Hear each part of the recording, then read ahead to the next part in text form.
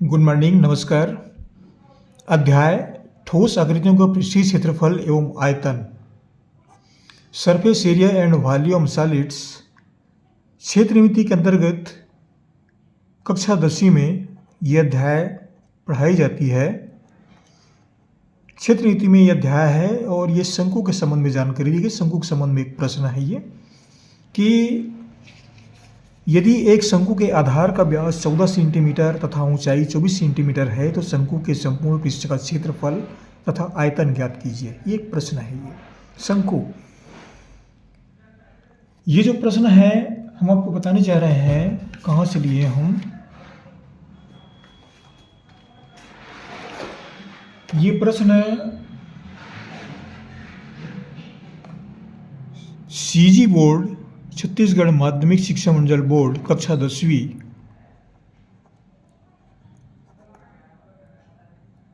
सन 2018,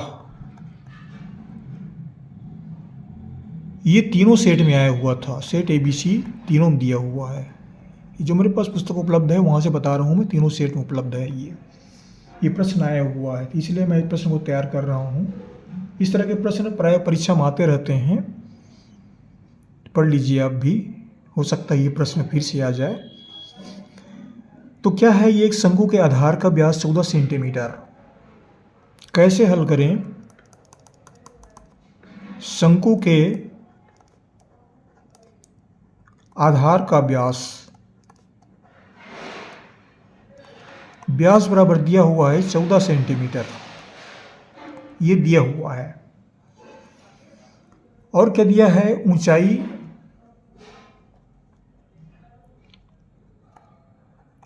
ऊंचाई को h से व्यक्त करते हैं। ऊंचाई h बराबर दिया हुआ है 24 सेंटीमीटर, ये दिया हुआ है। क्या निकालना है? शंकु का संपूर्ण पृष्ठ, शंकु का संपूर्ण पृष्ठ या संपूर्ण पृष्ठ का क्षेत्रफल। और क्या निकालना है? आयतन। दो चीजें निकालनी है, दोनों ज्ञात करना है। तो हम शंकु को समझने का प्रयास करते हैं एक चित्र के माध्यम से। हमने एक छोटा चित्र लिया है। ये चित्र है शंकु का। इस आकृति में शंकु रहता है। ये बिंदु, इसका नामकरण कर देते हैं O, A, B और C। ये OC जो है ये ऊंचाई को व्यक्त करता है, शंकु के ऊंचाई h को व्यक्त करता है। और OA, OB ये दोनों बराबर होते हैं। इसको तिर्यक ऊंचाई बोलते हैं। तिर्यक ऊंचाई h को L से व्यक्त करते हैं। AC और CB, AB क्या है? AB इसका व्यास है। AB व्यास है। AC और CB, AC बराबर BC, ये दोनों बराबर होते हैं, ये त्रिज्या कहलाता है। C, ये C मध्य बिंदु है। O से AB पर डाला गया लंब C, ये केंद्र बिंदु है। ये जो आकृति दिख रही है गोलाकार आकृति रहती है। गोलाकार आकृति है, ये वृत्ताकार है। ये वृत्ताकार आकृति है, ये केंद्र बिंदु है। BC और AC ये दोनों बराबर होते हैं, त्रिज्या है।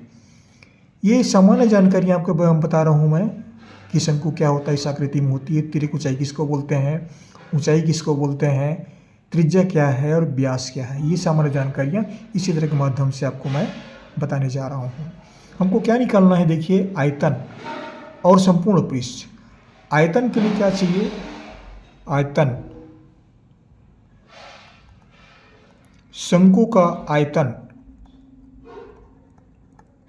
शंकु का आयतन ये जो होता है वह 1/3 पाई आर वर्ग h। ये शंकु के आयतन निकालने का सूत्र है, पाई आर वर्ग h।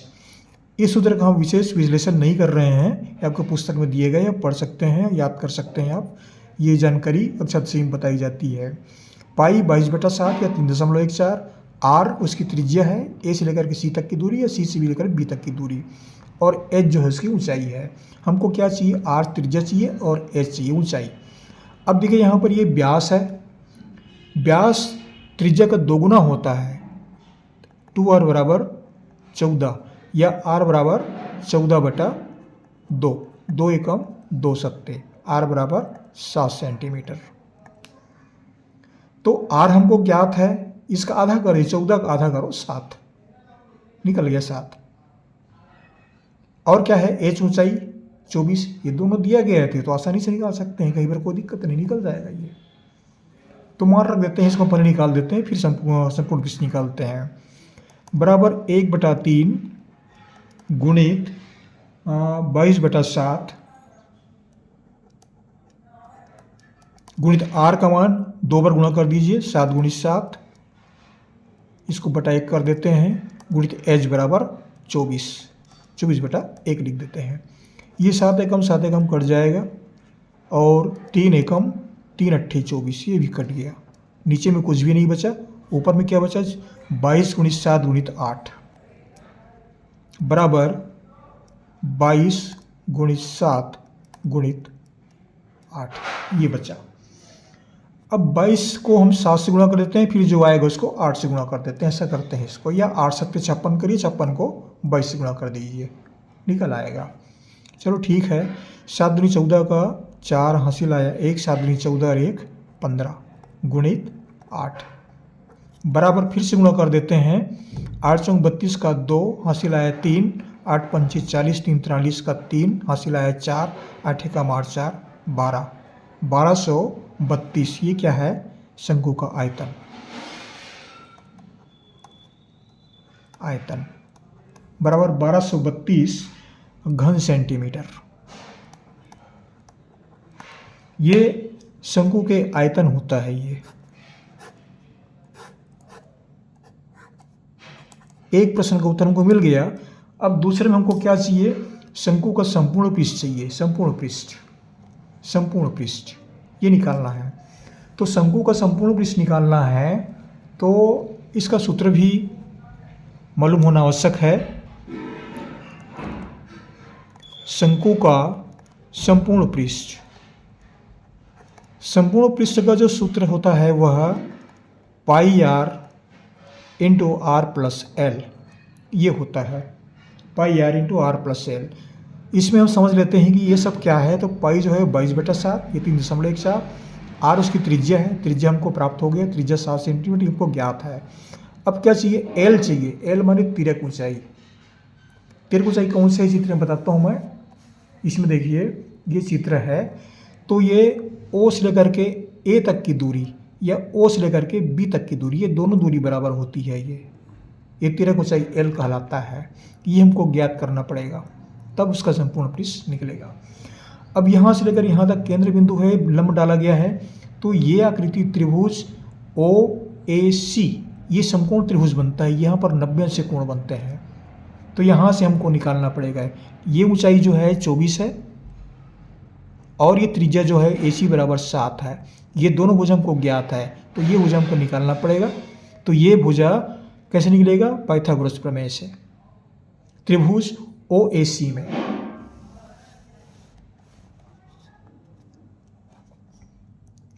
त्रिभुज OAC में यहाँ पर क्या होता है, OA स्क्वायर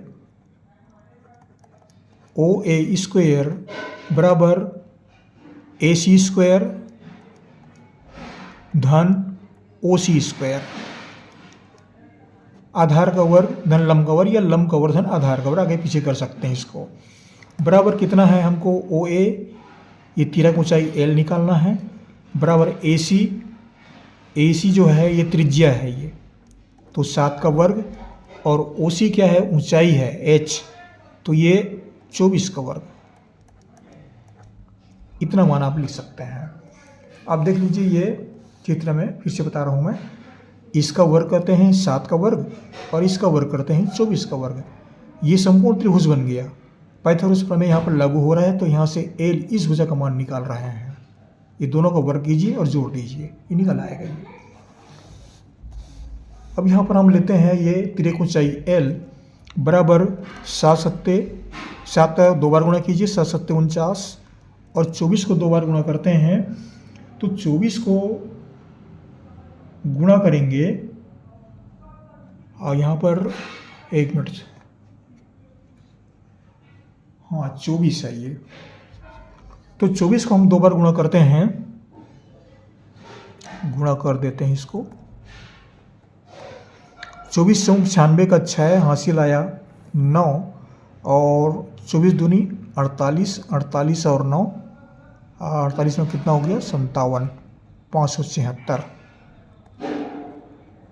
दोनों को जोड़ देते हैं, 9 6 15 का 5 हासिल आया 1, 7 1 8 4 12 का 2 हासिल आया 1, और 5 1 6। कितना प्राप्त हुआ, बराबर L स्क्वायर बराबर 625। अब यहाँ पर वर्गमूल लेते हैं दोनों पक्ष में, ये दोनों पक्ष वर्गमूल निकलते हैं। L वर्ग का वर्गमूल जो है वो L निकलेगा, L, और 625 का वर्गमूल जो है वह 25 होता है। 25 गुणित 25, ऐसा करेंगे 25 गुणित 25, तो ये 25 निकल आता है। 625 का वर्गमूल 25। अब L निकल गया तो संपूर्ण पृष्ठ यहाँ पर निकाला जा सकता है। संपूर्ण पृष्ठ बराबर pi R into R plus L, बराबर पाई को पाई रहने देते हैं, गुणा भाग में थोड़ा सा लंबा हो जाता है, हम पाई को पाई रहने दे रहे हैं। आर बराबर है 7,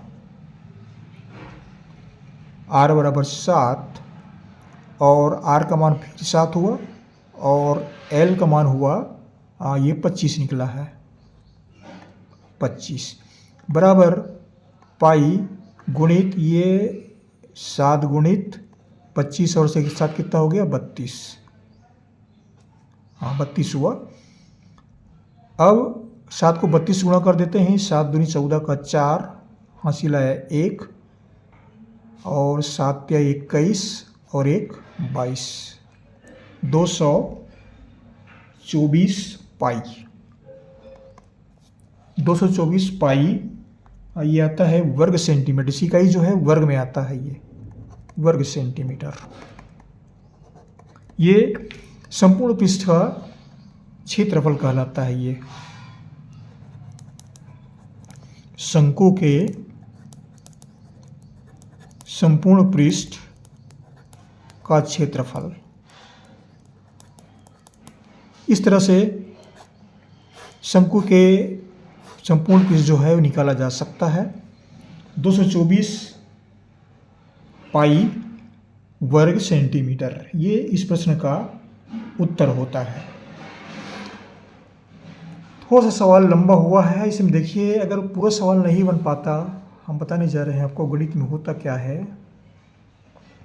ये शंकु का आयतन ये आसानी से निकल गया, आर एस दिया गया है तो ये गुणा भाग किए आ गया 1232, आधा प्रश्न हल हो गया, बहुत आसान।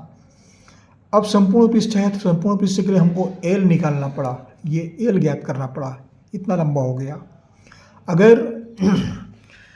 अगर इधर नहीं बना पाते हैं, केवल इतना ही बना देते हैं, चित्र बना देते हैं, तो आपको अगर 5 नंबर के प्रश्न हैं तो वह आपको 3 नंबर या 2.5 नंबर प्रश्न इतने में आसानी से मिल जाएगा। भले ही 2 नंबर कट जाएंगे लेकिन 3 नंबर आपको मिल जाएंगे। तो प्रश्न अधूरा हो तो कोई बात नहीं, आधे बनते हैं तो भी कोई बात नहीं। अगर सूत्र भी लिख देते हैं, ये सूत्र लिख देते हैं, पाई आर वर्ग एच 1/3 पाई आर वेच, और pi R L pi R into R plus, इतना ही लिख दें तो भी आपको 1 नंबर मिल जाएगा। गणित में ये होता है, गणित में हर स्टेप में कहीं न कहीं नंबर मिलते हैं, वह खाली नहीं जाता। वह गणित में एक सुविधा होती है कि हर एक स्टेप पर विद्यार्थी को अंक दिए जाते हैं। आशा करता हूँ कक्षा 10वीं के विद्यार्थियों के लिए ये वीडियो लाभदायक सिद्ध होगा, और जहाँ से पढ़ रहे हैं आप कमेंट्स कीजिए, लिखिए, बताइए हमारे चैनल कैसे लगते हैं। आपको हमारी से बहुत बहुत शुभकामनाएं, पढ़ते रहिए। अगले वीडियो में फिर मुलाकात होगी। Thank you.